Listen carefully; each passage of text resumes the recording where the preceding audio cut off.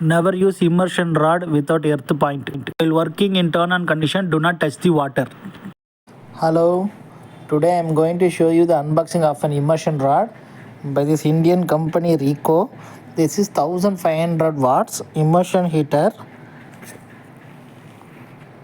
This has came in a neat bubble wrap. So this is 1500 watts immersion rod. It has a bucket holder. So it has to be held in a bucket like this, and it has to be immersed in such that the water level should be up to this minimum level. So below this water it should not be operated because it can produce high heat, and maximum you have to use only at this level of water. If you pour water more than this, water will go inside this electrical circuit and cause a short circuit.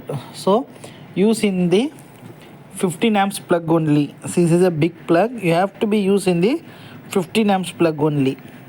So this is the unboxing review. Handle with care. Thank you.